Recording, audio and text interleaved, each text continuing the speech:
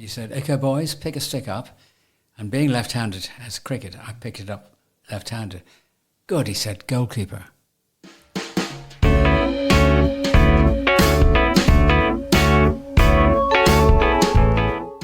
Welcome to Bailiwick Express podcast. My name is Nicole Moore and today I'm joined by Tim Pollard, the Islander who has been selected to join England's over-80s hockey team. Hi Tim, thanks for joining me today in the studio. It's great to have you here. It's a pleasure, Nicole.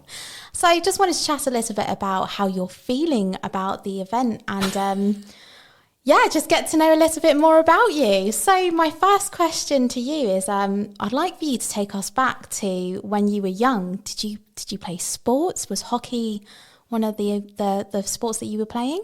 Hockey's been my mainstay, but I play cricket as well. Very often you find players that cover the boat, certainly in the island, they play both. But hockey is my main sport. Yep. And did you learn to play hockey in Jersey? Have you always lived in Jersey? No, I haven't. I was born in Northumberland, in Newcastle, and I played at prep school in a place called Torbridge, which is near Hexham, very close to Courstopperton, which is the Roman camp. Somebody said, "Were you there then?" I said, no, that was a bit before me.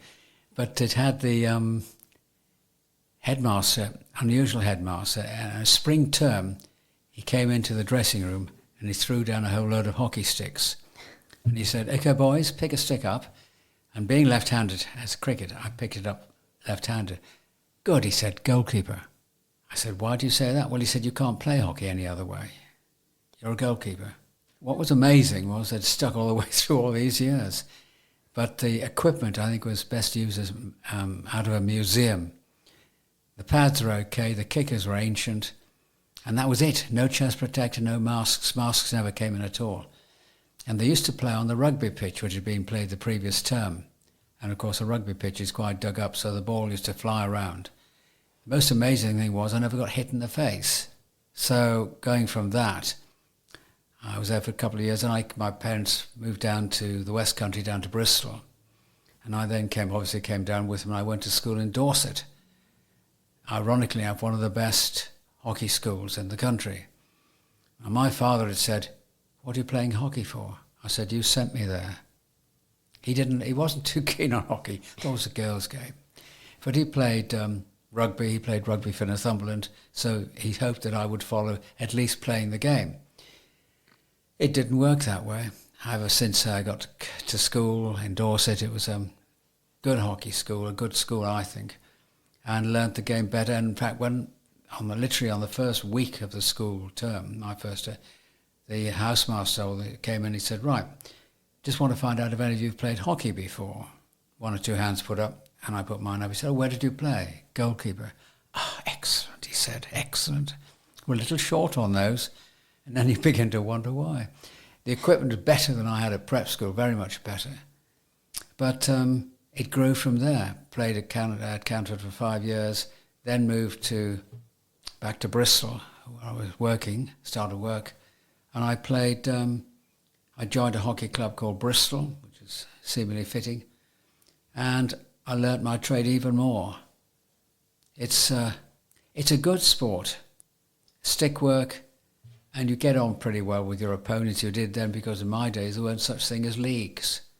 Leagues always meant an extra point or so you didn't always have that. But I stayed with Bristol, and I moved to another side called West Gloucester, which was again on the outskirts of Bristol, and played there. I got my first county cap for Gloucestershire, which is ironic because I was playing in the club's second 11. The first 11 chap was playing for Somerset in goal. So he was in Somerset, I was Gloucester, the other first and seconds around. Thoroughly enjoyed it. Good hockey. I got about 35, 36 caps for Gloucestershire before I moved. In the meantime, I then moved to the Midlands for 4 years, playing hockey for Evesham. I use the word Evesham. People say that if you haven't been there, you just say Evesham, but it's Evesham. And I played there for quite a while. Lovely hockey. Great ground. And then I moved to, funnily enough, I was just talking to a friend at work over here, in fact, in Jersey, and I said, "Oh, how are you getting on? How's life there?" He said, "Wonderful." And he and I both started in stockbroking the same day in 2 different firms. So we had pretty common ground. And I said, just out of curiosity, do you have any jobs going? Well, yes, he said, we're looking for an investment manager. Would you be interested? But he said, would you want to come all that way? Oh, I said, if the job was good, of course I would. I didn't fancy spending the rest of my life working in Birmingham. No offence. And I stayed. So I came over for an interview, got the job. My mother was saying, but you haven't even been there. I granted I hadn't been there for holiday like most people had. And I stayed, and I came over in 1970. Immediately joined the hockey club and cricket. And it's been great ever since. Lovely place, super country, super people. So is that where you'd say that your passion for hockey has stemmed from? It stemmed really from England, from Dorset at school, and then going further forward with playing with men in Bristol and South Gloucester and Gloucestershire. And then playing for Jersey. Jersey was affiliated to Dorset as a county. So I then became a player for Dorset, had 60-odd caps for that. But it's all good. It was played in enjoyment. Of course, these days you needed a points league to win and do well. But it was good. I would never change the sport. I'd never choose to play soccer or anything like that. Hockey's been my mainstay. And of course, cricket is good. And again, the combination works well. That's good. Sounds fantastic. So you're definitely a sportsman in your past, and you still are to this day, aren't you? Yeah, as long as I can be. Once I become a liability, I toddle off. That leads me on to ask you, how does it feel to be selected for the England team? Oh, it's always very nice. I mean, it's the funny thing is I joined LX 58. You couldn't play international sides, but you could play for LX. So lots of sides you played.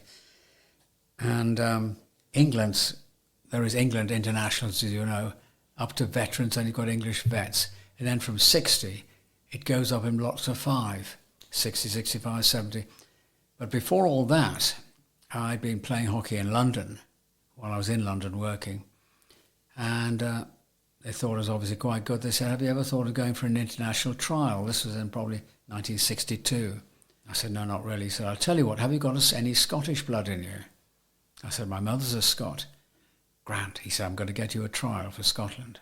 So he came back and he's right, if you can turn up at so-and-so on the day, I've got a game for you to play for London Scottish, as they might call them, against another English side. So I did, thoroughly enjoyed it. They felt I obviously knew what I was doing.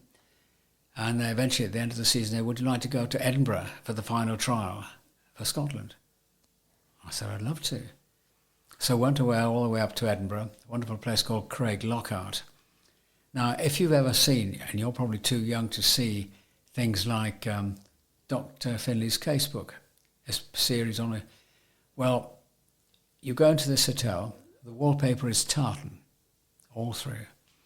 And the receptionist, she said, oh, by the way, the two of the selectors are here. They're upstairs having cocoa. So go upstairs. It's like a pit out of Dr. Finley. We dram of whiskey and cocoa and a black and white television. That also shows the date. And it was great to stay and talk with them. And they said, well, how do you reckon you're qualified to play for Scotland? Well, I said, my mother's a Mackay. Mm-hmm. And I said, my great-great-great-great-grandfather was Procurator Fiscal of Dumbarton. Well, the cocoa nearly went all over the place. Is that right? She said, is that right? Fresh out of Dr. Finley. And I had a couple of trials. I was a reserve because the goalkeeper then was a very, very fine goalkeeper, a chap called George Black. Mm. And he was a fine keeper, very, very fine keeper. I didn't think I was going to get in at all. I kept as reserve for a time, but then used to play for the Scottish tourists, or as they call them, veterans or vintage, till I had 3 years playing with Scotland in the World Cup in South Africa, in England, and one other country. And that was great. That was playing for Scotland vets. And eventually, I got to a stage of life where I could have played for England, but I didn't. I was playing for Scotland. And they suddenly got to an age where they hadn't got an age group for me, which was then over 70s, over 75s. So the Scots very kindly said, look, if you go to England, you've got a fair chance of playing. So I did that. Having played for the Scots over 60s, over 65s and 70s, I then had to go to England, play for the 75s and now the 80s. But it's been wonderful. The people are so good, thoroughly enjoyable. I'm very glad I continued. And as somebody said, what are you going to do when you finish? Well, I said, when I finish, the only way I will finish once I become a liability to the rest of my players. If I'm making mistakes that makes them cringe, I'll stop playing. Well then, just going back to what you said, what was the reason for you not wanting to play for England when you had the opportunity to? Was that just because you enjoyed playing for Scotland? I'd already chosen to play for Scotland in 62 onwards. And I hadn't been even thinking about LX or England at all at that time. It was only playing against one or two people. I said, why don't you come down to England LX? I said, well, I'm quite happy where I am. But then eventually they said, well, look, Scotland actually said, we don't have an age group for that, so we can't play you. You're too old. Oh, no. So old. So we went on from there, and I said, well, okay. And then I approached England, and England said, yes, of course you can. It doesn't matter if you played for Scotland, but now you're of an age that they don't have a side, but we do.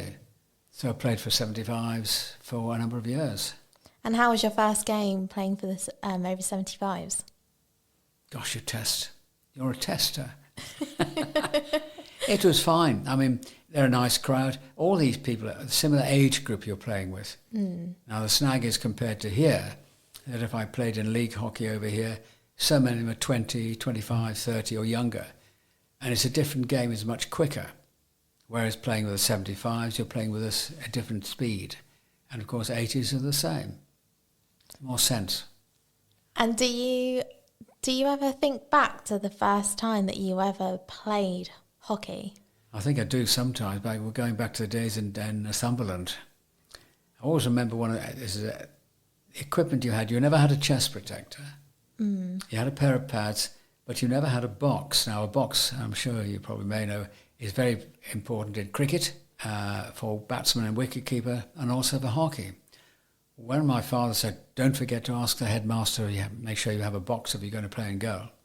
So I said to the headmaster, excuse me, sir, would you mind if I had a box if I'm going to go and go? Box, he said, you don't need one. It's so cold up in Northumberland, you won't feel a thing. But when I went to Cernford, there's my older school, that was different. They made damn sure you had everything. Oh, it's interesting, isn't it?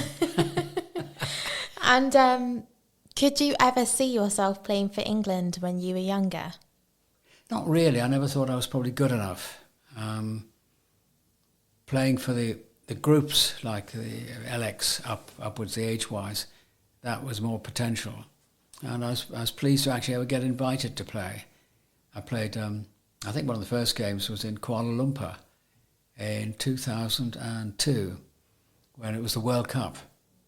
Oh, wow. And I played then. And from then on, every 4 years, I can't remember in order it is, but places like South Africa, Sicily, played in England, Germany, France. In fact, the first one I remember winning was in 2002 when we won the European Cup. That was England in France. Mm-hmm. So it's nice to win. It hasn't quite got, it's got the same thing. You always want to beat, the old popular thing, you want to beat the Germans at everything. But you do. But there's great social side too. Afterwards you have a drink and you have a natter. It's not sort of going for the throat, but you want to win. Otherwise you don't play sport. Yeah, of course. I think that anyhow.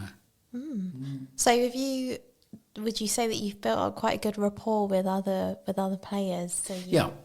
I mean, other clubs I joined. I was invited to join a side called The Members, based in England. Now their captain was a former Great Britain captain called Sooty, and we went to Cambodia, Estonia, Sicily, all these places, Italy 2 or 3 times. And what is so nice, they just didn't concentrate on taking your men, the team. Your wives or girlfriends could come, and of course they did. And they thoroughly enjoyed seeing places like they would never see before, like Cambodia. Lovely people, incredible people, lovely people.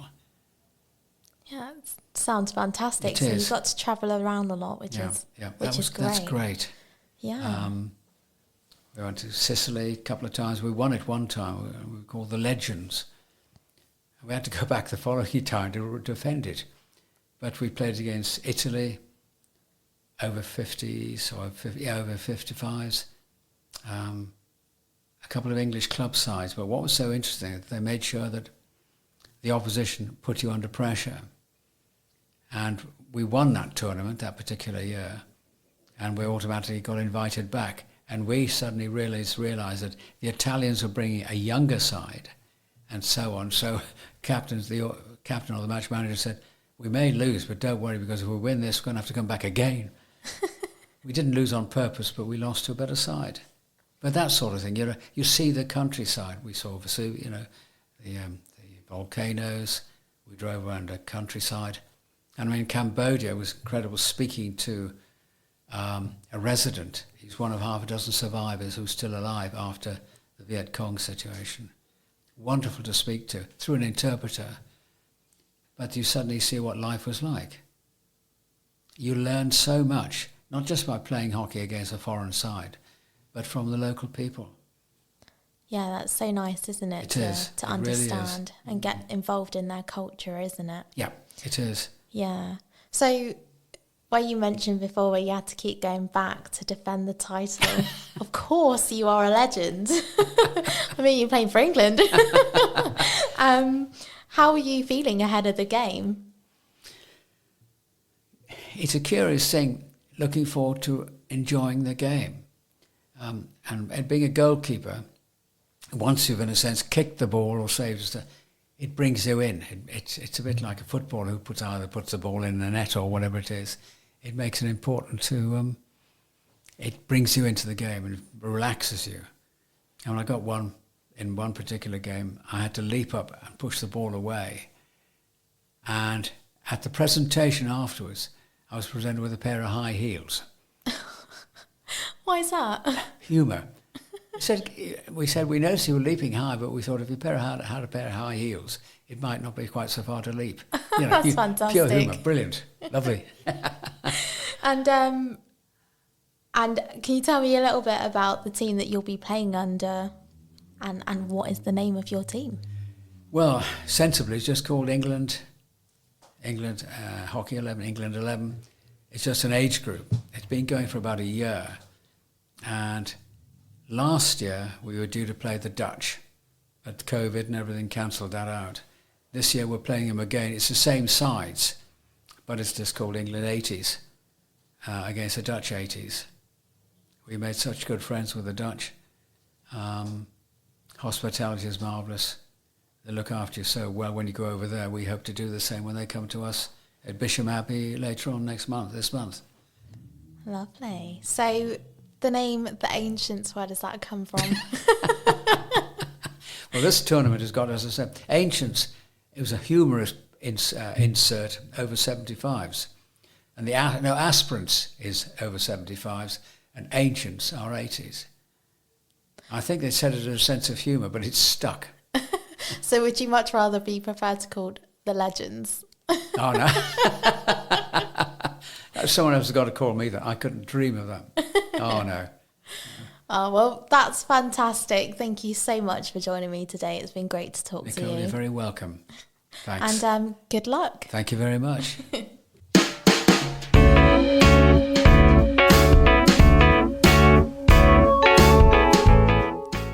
And that was the latest from Tim Pollard. On behalf of Bailiwick Express, we would like to wish Tim the very best of luck ahead of his game. Don't forget to like and share, and we'll catch you next time.